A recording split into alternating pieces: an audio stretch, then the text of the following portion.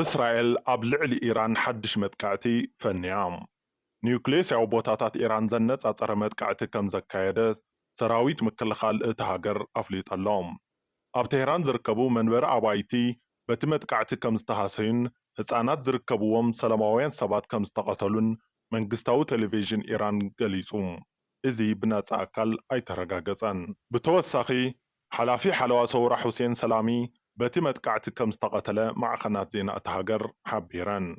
ኢራን ኣብ ዝሓለፈ ዓመት 13 ሚያዝያ ኣብ ልዕሊ እስራኤል መጥቃዕቲ ሚሳኤላትን ሰብ ኣልቦ ነፈርትን ካብ እትፍኑን እስራኤል ኣብ ኢራን ወታደራዊ ዒላማታት ካብ እትሃርምን ኣትሒዙ ኣብ ማእኸላይ ምብራቅ ከቢድ ቅልውላው ከየስዕብ ተሰጊኡ ጸኒሑ እዩ።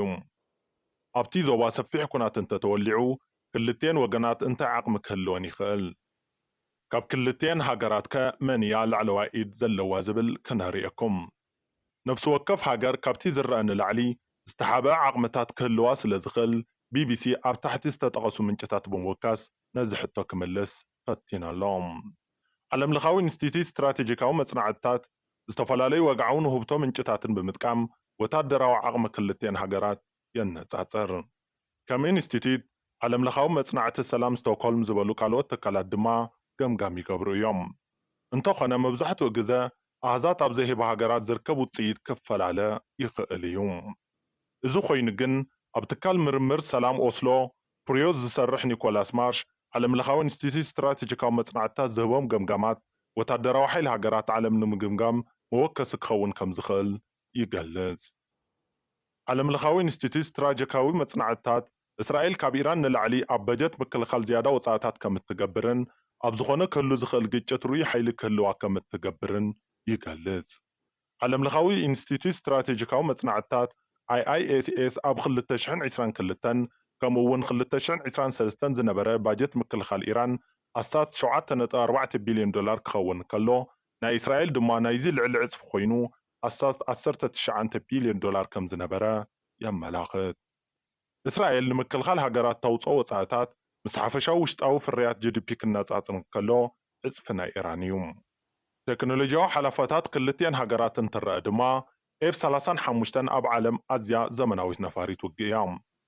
ኣሃዛት ዓለም ለኻዊ ኢንስቲትዩት ስትራቴጂካዊ መጽናዕትታት ከም ዘመላኽትዎ እስራኤል ንውግእ ድልዋት ዝኾና 340 ወታደራዊ ነፈርቲ ከም ዘለዋን እዚ ድማ መጥቃዕቲ ነፈርቲ ብልጫ ከም ዝህባን ይግለጽ።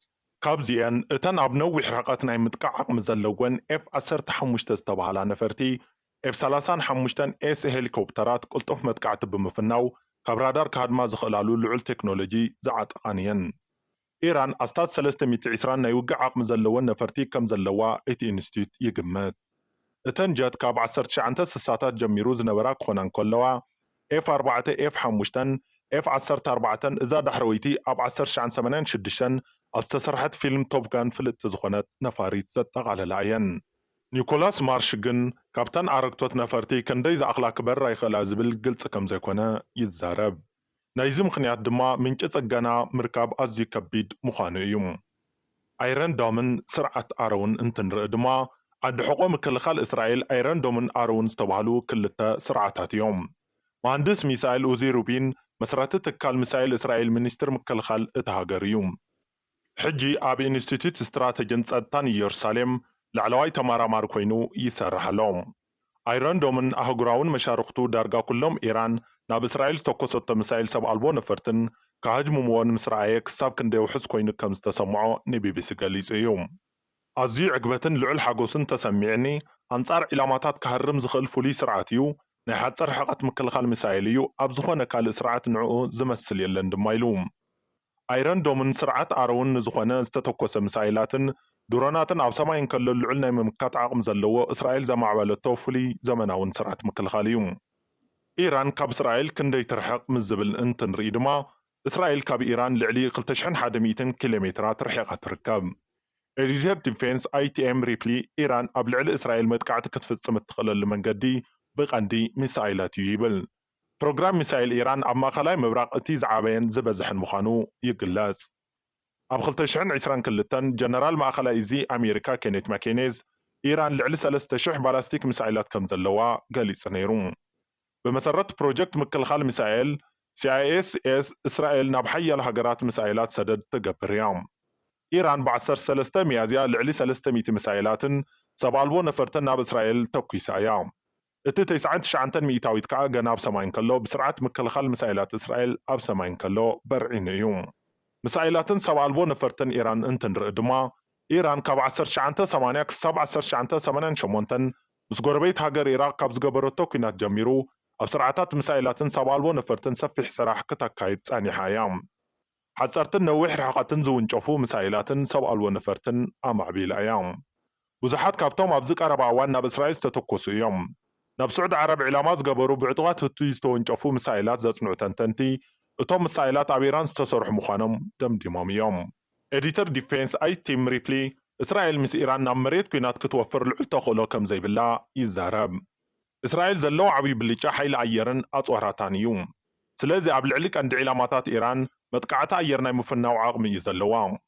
ሪፕሊ እስራኤል ንሰበ ስልጣን ክትቀትልን ትካላት ነዳዲ ክትዕኑን ዝያዳ ተኽእሎ ከም ዘለዋ ይዛረብ። ምቕጻዕ እትብል ቃል ወታደራውን ፖለቲካውን መራሕቲ እስራኤል ወትሩ ዝጥቀሙላ ቃል እያ። ኣካል ፍልስጤማውያን ጸላእቶም ብዛዕባ ንእስራኤል ዘለዎም ተቃውሞ ክልተ ሻብ ንኻስብሉ ክቕንዘቡ ኣለዎም ይብሉ ክብል ይዛረብ። ብሓደ ሚያዝያ 2024 ኣብ ርእሰ ከተማ ሶርያ ብዝርከብ ቆንስል ኢራን ዝተፈጸመ መጥቃዕቲ ላዕለዎት ኣዘዝቲ ሰራዊትን ሰላማውያን ኢራናውያንን ብመጥቃዕቲ ኣየር ተቐቲሎም እዮም። እስራኤል ነዚ ይኹን ንፍሉጣት ሰበስልጣን ኢራን ዕላማ ዝገብሩ ብርክት ዝበሉ መጥቃዕትታት ሓላፍነት ወሲዳ ኣይትፈልጥን፣ ኣይዋዕልክዎን እውን ኣይትብልን። ሓይሊ ባሕሪ ኢራን 220 መራኽብ ከም ዘለዋ ይግለጽ። እስራኤል ድማ 60 መራኽብ ከም ዘለዋ ጸብጻባት ዓለም ለኻዊ ኢንስቲትዩት ስትራቴጂካዊ መጽናዕትታት የመላኽቱ። ሳይበራዊ መጥቃዕትታት ክልቲአን ሃገራት እንትንድህስስ ድማ ኣብ ሳይበራዊ መጥቃዕቲ ክሳራ እስራኤል ካብ ናይ ኢራን ንላዕሊ ክኸውን ተኽእሎ ኣለዎ። ስርዓተ ምክልኻል ኢራን ካብ ናይ እስራኤል ትሑት ቴክኖሎጂያዊ ምዕባለ ስለ ዘለዎ ኣብ ልዕሊ ወታደራዊ ሓይሊ እስራኤል ብኤሌክትሪካዊ ኣገባብ ዝፍጸም መጥቃዕቲ ኣብ እስራኤል ዝያዳ ክሳራ ክህልዎ ይኽእል። ዳይሬክቶሬት ሳይበር መንግስቲ እስራኤል ጸዓቐ መጥቃዕቲ ሳይበር ካብ ዝኾነ እዋን ንላዕሊ ልዑል እዩ፣ ብውሕዱ 3 እጥፍ እዩ። እዚ መጥቃዕቲ ድማ ኣብ ነፍሲ ወከፍ ጽላት እስራኤል ዝፍጸም እዩ። ኣብ እዋን ኩናት ድማ መንጎ ኢራንን ህዝቦላህን ዘሎ ምትሕብባር እናወሰኸ መጺኡ ይብል። ካብ 7 ጥቅምቲ ጀሚሩ ክሳብ መወዳእታ 2023 ኣብ ዘሎ ግዜ 3380 ናይ ሳይበር መጥቃዕቲ ከም ዝተፈጸመ ይሕብር። ሓላፊ ውድብ ሲቪላዊ ምክልኻል ኢራን ብርጋዴር ጀነራል ሃለምረዛ ጀላሊ ኢራን ኣብ ቅድሚቲ ኣብ ቀረባ እዋን ዝተካየደ መረፃ ባይቶ ኣብ ዝነበረ ወርሒ ኣስታት 200 መጥቃዕቲ ሳይበር ከም ዘፍሸለት ገሊጹ እዩ። ኣብ ታሕሳስ ሚኒስትር ነዳዲ ኢራን ጆቫድ ኣውጂ ሳይበራዊ መጥቃዕቲ ኣብ መላ ሃገር ኣብ መዐደል ነዳዲ ምስንኻል ከም ዘስዕበ ድማ ገሊጹ ነይሩ። ስጋት ኒውክሌሳዊ ቦምብ እንትንርኢ ድማ እስራኤል ናይ ገዛ ርእሳ ኒውክሌሳዊ ኣጽዋር ከም ዘለዋ ይግመት። እንተኾነ ኮነ ኢልካ ናይ ምድንጋር ፖሊሲ እያ እተዘውትር። ኢራን ኒውክሌሳዊ ኣጽዋር ኣለዋ ተባሂሉ ኣይሕሰብን። ብኣንጻር እቲ ዝቐርበላ ክስታት ሲቪላዊ ኒውክሌሳዊ መደብ ንኒውክሌሳዊ ዕጥቂ ክትውንን ትሰርሐላ ዝብሉ ክስታት ትነጽጎም። ኢራን ካብ እስራኤል ኣዝያ ዝዓበየት ሃገር ኮይና ብዝሒ ህዝባ ኣስታት 89 ሚልዮን ይበጽሕ። እዚ ድማ 10 ዕጽፊ እስራኤል እዩ። በዝሒ ህዝቢ እስራኤል 10 ሚልዮን ይግመት። ብተወሳኺ ካብ እስራኤል ኣስታት 6 ዕጽፊ ዝኾኑ ወታደራት ኣለዋ። ኣብ ኢራን 600,000 ከም ወታደራት ኮይኖም ዘገልግሉ ሓይልታት ክህልዋ እንከለዉ እስራኤል ግን 170,000 ጥራይ ከም ዘለዋ ዓለም ለኻዊ ኢንስቲትዩት ስትራቴጂካዊ መጽናዕትታት ይሕብር። ካርዲ ኢራን እንታይ እዩ ኢልና ምስ ንድህስስ ድማ ክኢላ ጉዳያት ማእኸላዊ ምብራቕ ጣሪቅ ሱሌማን ንቢቢሲ ኣብ ዝሃቦ ሓበሬታ እዚ ኩናት ዝያዳ ክጋደድ ተኽእሎ ከም ዘየለ ይኣምን።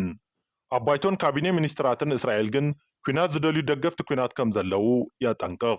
እዚ ድማ ቀዳማይ ሚኒስትር እስራኤል ስጉምቲ ንኽወስድ ጸቕቲ ክግበር ይኽእል። ነታንያሁ ንነብሱ ብመዳይ ፖለቲካዊ ተነቃፊ ኮይኑ ኣብ ዝረኽበሉ እዋን ብኡ ንብኡ ካርዲ ኢራን እዩ ዝጥቀም። ዩኒቨርሲቲ ብራይስት እስራኤል ዘካየዶ ዳህሳስ ዳርጋ 3/4 ህዝቢ እስራኤል ከምዚ ዓይነት ስጉምቲ እስራኤል ምስ መሓዙት ሃገራን ዘለዋ ጸጥታዊ ምሕዝነት ዝጎድእ እንተኾይኑ ኣብ ልዕሊ ኢራን ዝፍጸም መጥቃዕቲ ሕነ ምፍዳይ ከም ዝቃወም ኣረጋጊጹ እዩ። መግለጺ እቲ ዩኒቨርሲቲ ከም ዝሕብሮ እቲ መጽናዕቲ ብ14/5 ሚያዝያ ብኢንተርኔትን ብቴሌፎንን ዝተኻየደ ኮይኑ ናይ አይሁድን ዓረብን እስራኤላውያን ካብ ዝውክሉ 1466 ደቂ ኣንስትዮን ደቂ ተባዕትዮን ከም ዝተወሰደ ገሊጹ። ናይ ውክልና ኩናት እስራኤልን ኢራንን እንትንድህሰስ ድማ እስራኤልን ኢራንን ክሳብ ሎሚ ወግዓዊ ኩናት እኳ እንተዘያካየዳ ክልቲአን ሃገራት ግን ኣብ ዘይወግዓዊ ገንፅታት ተጸሚደን ጸኒሐን እየን። ኣብ ውሽጢ ኢራንን ካልኦት ሃገራትን ዝርከቡ ኣገደስቲ ኢራናውያን ብሰፊሑ እስራኤል ኣብ ዝትንቀፈሎም መጥቃዕትታት ክቕተል እንከለዉ ኢራን ድማ ብወከልታ ኣቢላ ንእስራኤል ዒላማ ትገብር። ዕጡቕ ጉጅለታት ሂዝቦላህ እቲ ዝዓበየ ተቓላሲቲ ኢራን ካብ ሊባኖስ ኣንጻር እስራኤል እተካይዶ ዘላ ውክልና ኩናት እዩ። ኢራን ንህዝቦላ ከም እትድግፍ ኣይትክሕድን። ኣብ ቓዛ ንሓማስ እትገብሮ ደገፍ እውን ተመሳሳሊ እዩ። ሓማስ ነቲ ብ7 ጥቅምቲ ኣብ ልዕሊ እስራኤል መጥቃዕቲ ክፍጸም እንከሎ ንዓሰርተታት ዓመታት ካብ ውሽመት ቓዛ ናብ ግዛታት እስራኤል ሎኬሳት ክትኩስ ጸኒሓ እያ። እስራኤልን ምዕራባውያን ሃገራት ኢራን ንሓማስ ኣጽዋር ተተኮስትን ስልጣናን ከም እትህብ ይኣምኑ። ኣብ የመን ዝርከቡ ሁቲ ከም ካልእ ወኪል ኢራን ኮይኖም ብሰፊሑ ይረኣዩ። ስዑዲ ዓረብ ካብ ሁቲ ዝተተኮሰላ ሚሳኤላት ኣብ ኢራን ከም ዝተሰርሑ ትገልጽ። ብኢራን ዝድገፉ ጉጅለታት ኣብ ኢራቅ ሶርያን እውን ርኡይ ስልጣን ኣለዎም። ኢራን ንመንግስቲ ሶርያ ትድግፍ፣ መሬት ሶርያ ድማ ኣብ ልዕሊ እስራኤል መጥቃዕቲ ንምፍጻም ከም እትጥቀመሉ ይንገር።